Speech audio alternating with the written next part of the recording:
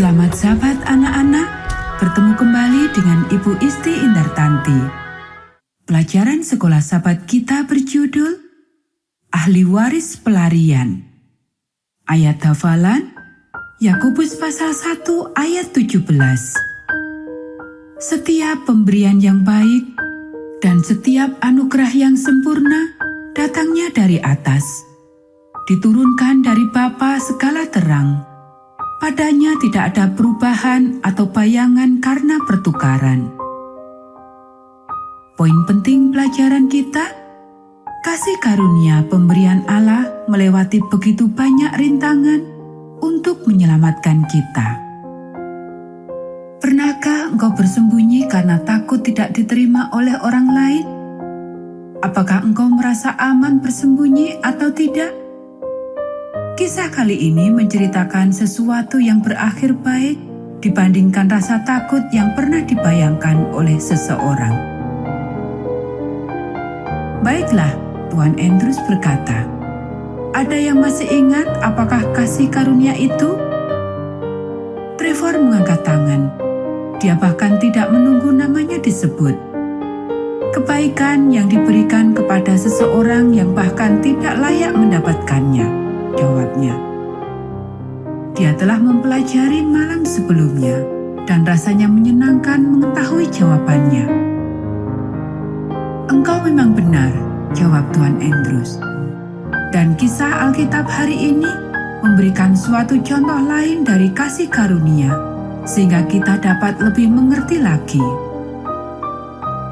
Pada suatu hari, Raja Daud sedang termenung. Ia teringat sahabatnya Yonatan. Yonatan telah meninggal dunia lama sekali, kira-kira 20 tahun lalu bahkan lebih. Tetapi Daud tidak pernah lagi punya sahabat yang sangat dekat. Tiba-tiba ia bertanya pada dirinya sendiri, apakah masih ada keturunan Saul yang tersisa? Jika ada, aku ingin menunjukkan kasihku kepada mereka demi Yonatan. Lalu para pegawai Daud, Tuan Andrews melanjutkan, membawa seseorang bernama Siba yang bekerja menjadi pelayan Saul. Ingat bahwa kehidupan pada zaman Alkitab berbeda dengan zaman sekarang. Tuan Andrews menambahkan, zaman sekarang jika seorang presiden atau perdana menteri terpilih, biasanya tugas kepemimpinan akan mudah berpindah.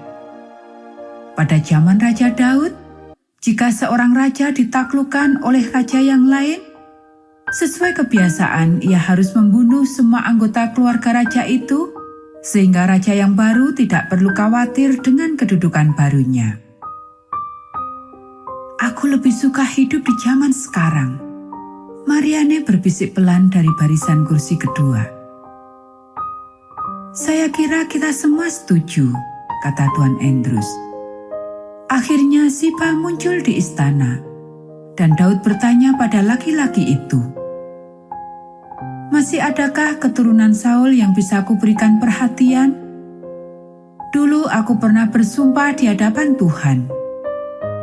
Dan Siba mengatakan, salah seorang anak Yonatan ada yang masih hidup.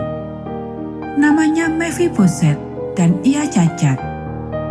Sekarang anak muda itu hidup tenang di rumah persembunyian seorang kaya yang melindunginya. Lalu Daud menyuruh memanggil Mephiboset. Menurut kalian, bagaimana perasaan Mephiboset ketika mendengar bahwa Raja Daud ingin bertemu dengannya? Seandainya kalian seperti dia, sunyi sejenak di dalam kelas. Barangkali takut. Trevor menduga. Barangkali ia berpikir bahwa Raja Daud akan membunuhnya. Saya rasa kalian benar, Tuan Andrews setuju. Saya yakin ia telah mendengar kisah persahabatan antara Yonatan ayahnya dan Raja Daud. Kalian tahu, ia berumur 5 tahun ketika ayahnya meninggal. Tetapi menurut saya, ia juga berpikir tentang kebiasaan para raja membunuh keturunan raja yang dikalahkannya. Kemungkinan ia menghadap ke istana dengan penuh ketakutan. Tuan Andrews memandang ke sekeliling kelas. Pada waktu Mephiboset sampai, lanjutnya, ia bersujud di hadapan Daud. Dan saya yakin bahwa kata-kata Daud benar-benar mengejutkannya. Aku akan menunjukkan kasihku kepadamu demi ayahmu Yonatan, kata Daud kepadanya. Aku akan mengembalikan seluruh tanah milik kakekmu Saul, dan engkau tetap makan sehidangan bersamaku. Bayangkan, Tuan Andrews melanjutkan, seperti drama sungguhan. 1 menit yang lalu, Mephiboset tidak punya apa-apa. Menit berikutnya, ia kaya raya. Tuan tanah dan tamu istimewa sehidangan dengan raja. Barangkali ia harus mencubit badannya, apakah ia sedang bermimpi. Seluruh kelas tertawa riuh. Dan banyak tanah, lanjut Tuan Andrews. Karena Raja Daud memerintahkan Siba beserta anak-anaknya, juga para pelayannya, untuk menanami dan memelihara tanah itu untuk Mephiboset dan keluarganya. Dan Siba mempunyai 15 orang anak laki-laki dan 20 orang pembantu.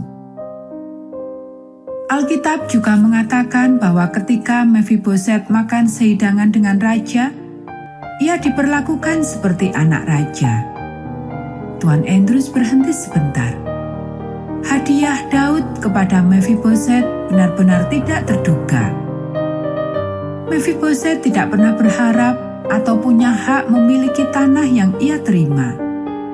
Itu adalah sebuah hadiah, kasih karunia.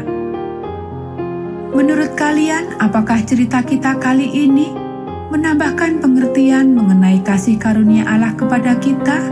Tanyanya.